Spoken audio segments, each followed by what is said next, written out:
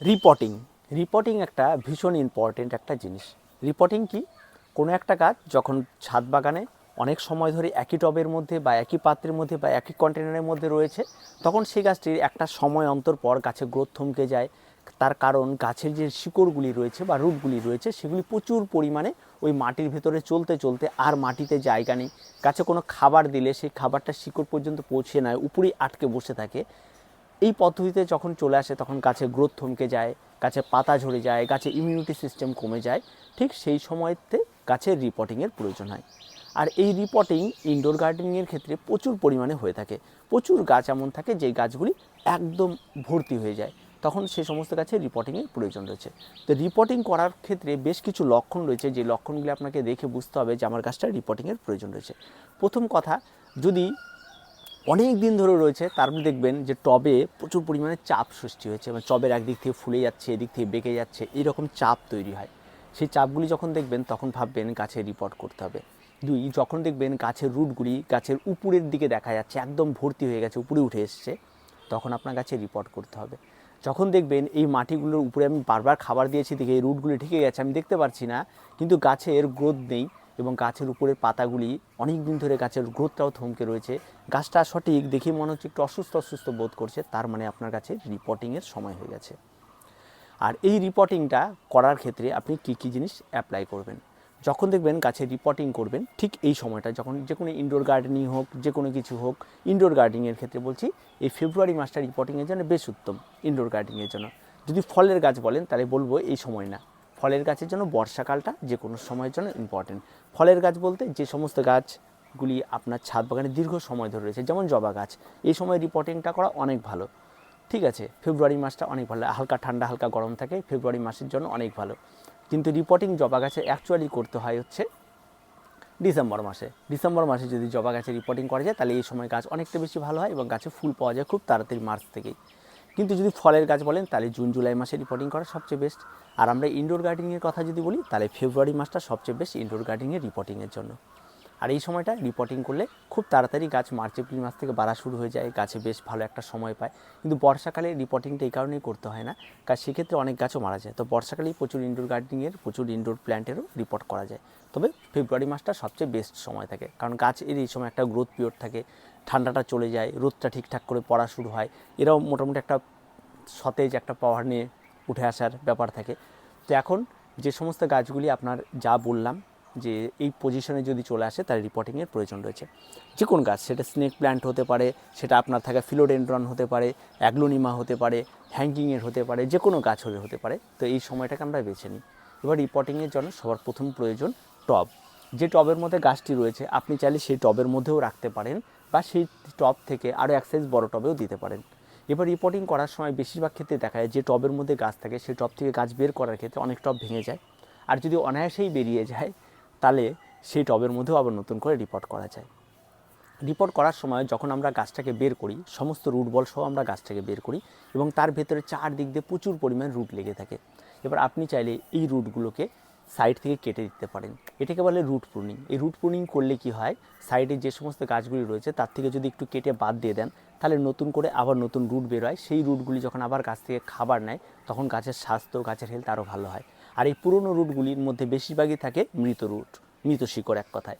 তো সেই শিকড়গুলি অনেকটা জঞ্জাল বাঁধিয়ে রাখে, যার ফলস্বরূপ গাছের নতুন রুট আর ছাড়তে পারে না। তাই মাঝে মধ্যে এই সমস্ত গাছের রুটগুলিকে কেটে বাদ দিয়ে দেওয়া, সাইড থেকে ছেটে দেওয়া, এই সমস্ত কিছু করা অনেকটাই ভালো হয়।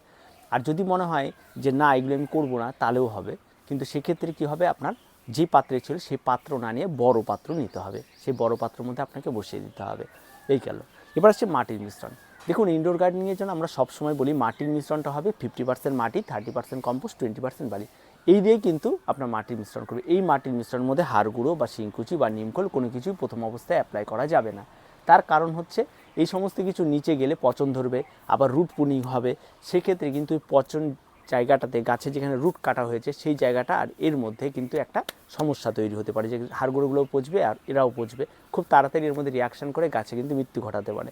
তাই কোনো রকম বাড়তি খাবার কোনো কিছু যোগ করবেন না রিপোর্টিংয়ের সময়। তাই রিপোর্টিংয়ের সময় নর্মালি যেমন বাগানে গার্ডেনিং সয়েল যেটা আমরা বলি ইনডোর সয়েল, সেটা দিয়েই আপনার প্ল্যান্টটাকে ইনডোর গার্ডেনিংটাকে বসাবেন। তো যখন গাছ বসাচ্ছেন তখন আরেকটা জিনিস খেয়াল রাখবেন, ড্রেনেজটা সবসময় যেন কী করবেন, ইট পাথরের উপর ভরসা না করে ড্রেনেজের বা টবের নিচের দিকে ছিদ্রগুলোকে বেশি করার চেষ্টা করবেন। যত বেশি ছিদ্র দেবেন তত বেশি কিন্তু ড্রেনেজ ভালো হবে। তাই এই কাজটাও আপনাকে করে ফেলতে হবে। আর তার সঙ্গে সঙ্গে গাছ বসিয়ে দেওয়ার পরে আপনাকে আর একটা জিনিস করতে হবে, যেটা যে কোনো গাছকে আপনি বসিয়ে দেওয়ার পরেই কিন্তু এক গাদা জল দিয়ে দেবেন। গাছের মাটি যদি ভেজা থাকে তাহলে ওই ভেজা মাটিতেই কাজ হবে। একটু রেখে দিলেন একদিন, আর তারপরে যখন মাটিটা শুকিয়ে এলো তখন গাছে জল দেবেন। এবার এখানে বিষয়টা থাকে অ্যান্টিফাঙ্গাল। দেখুন প্রচুর লোক রয়েছে যারা এই টবে রুট পুনিং করার পর অ্যান্টিফাঙ্গাল ব্যবহার করে, বলে যে জায়গাগুলি কাটা রয়েছে সেই জায়গাগুলিতে যাতে ইনফেকশন না হয়। হ্যাঁ, এটা হতে পারে, এটা আপনারাও করতে পারেন, তবে রুটটাকে একদম ঝরিয়ে নয়, যে যখন প্রথম অবস্থায় জল দেন তখন একটু অ্যান্টিফাঙ্গাল গুলিয়ে জল দেন, তাতে খুব একটা অসুবিধা হয় না। তবে আমি বলবো অ্যান্টিফাঙ্গাল সেখানে গিয়ে খুব একটা ভালো কাজ করে না। তার কারণ অ্যান্টিফাঙ্গালটা তৈরি হয়েছে পাতার জন্য, গোড়ার জন্য নয় বা মাটির জন্য নয়। মাটিতে অ্যান্টিফাঙ্গাল ব্যবহার করলে অনেক ভালো ভালো ব্যাকটেরিয়া, অনেক ভালো ভালো ছত্রাক, উপকারী ছত্রাকও মারা যায়, যার ফলস্বরূপ কিন্তু গাছের মৃত্যুও ঘটে। তাই খুব যে প্রয়োজন এমনটা নয়, যদি আপনার মনের সন্দেহ দূর করতে হয় তবে আপনি ব্যবহার করতে পারেন, নাহলে কোনো প্রয়োজন নেই, ওতেই গাছ ভালো হবে। জল যেদিন ব্যবহার করবেন তারপরে জল কিন্তু একদিনে এক গাদা করে জল দেবেন না। রুট পুনিং করার পরে অল্প করে জল দেবেন, আবার শুকিয়ে গেলে আবার জল দেবেন, এই পদ্ধতিতে জল দেওয়া শুরু করবেন। এক গাদা করে জল দিলে কিন্তু গাছ নষ্ট হয়ে যেতে পারে বা গাছে পচন ধরতে পারে। গাছের গোড়া যখন আবার শুকিয়ে যাবে আবার জল প্রয়োগ করেন এইভাবে। এবার এটাকে রাখবেন কোথায়? সরাসরি যদি সূর্যালোকে রাখেন এই সমস্ত গাছগুলির মৃত্যু অবধারিত। তাই সবসময়ের জন্য একটা ছায়াচ্ছন্ন জায়গায় রাখবেন, যে সকালে একটু রোদ লাগছে বা বিকেলে রোদ লাগছে বা সারাদিন আলো থাকছে এমন জায়গাতে রাখবেন। যেমন নার্সারিতে দেখেন চারা করে একটা পলি হাউসের মধ্যে, সেরকম, কারণ সারাদিন সেখানটায় সেডি আলোটা লাগছে, এরকম জায়গাতে কিন্তু রুট পুনিংয়ের পর গাছকে রাখতে হয়।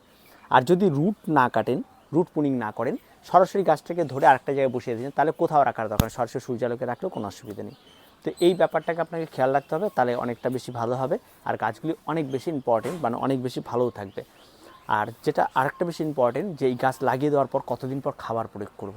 দেখুন খুব হুড়পাড় একদমই নয়, যখন গাছ সেট হয়ে যাবে, নতুন ডালপালা ছাড়া শুরু করবে প্রথম অবস্থায়, তখন থেকে খাবার আপনি প্রয়োগ করতে পারেন। যে কোনো ইনডোর গার্ডেনিংয়ে যে সমস্ত মিক্স খাবারগুলি হচ্ছে সেগুলি করতে পারেন। আর তাছাড়া তেমন কোনো রকম কোনো কিছুর প্রয়োজন পড়বে না। গাছ লাগিয়ে দেওয়ার পরে হুড় করে গাছ কিন্তু বাড়বে। তারপরে গাছের নতুন পাতা যখন বের হবে তখন আপনি মিক্স খাবার, যেটা হাড়গুঁড়ো, শিংকুচি, নিমখোল দিয়ে মিক্স করে তৈরি করা হয় 1 চামচ 2 চামচ করে, তখন মাসে হিসাবে আপনি ব্যবহার করলে 2 চামচ, আর 15 দিন হিসাবে 1 চামচ। আর যদি এনপিকে 12-61 আর 20 ব্যবহার করেন তাহলে অনায়াসে ব্যবহার করতে পারেন, যেটা আমরা বলি 1 লিটার করে 15 দিন পর পর। ঠিক আছে, 1 লিটার জলে 2 গ্রাম গুলে নিয়ে 15 দিন পর পর সেটা ব্যবহার করতে পারেন। তো সবচেয়ে ইম্পর্টেন্ট বিষয় হচ্ছে এই সময় এই রিপোর্টিংগুলো এইভাবে, এই পদ্ধতিতে আপনারা করুন।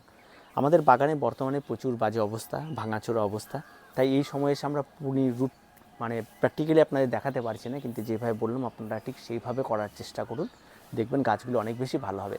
আমাদের উপর ইনডোর গার্ডেনিং নিয়ে আপনি চরমভাবে আস্থা রাখতে পারেন, আপনার গাছ নষ্ট হবে না। তো দেখা হচ্ছে পরবর্তী ভিডিওতে। তারপরে যদি কোনো সমস্যা থাকে তো কমেন্ট বক্স খোলা রয়েছে, অবশ্যই কমেন্ট করুন। আর আশা করি আপনার বাগানটা আরও সুন্দর হয়ে উঠবে এই পদ্ধতিগুলি আপনি মেনে চললে।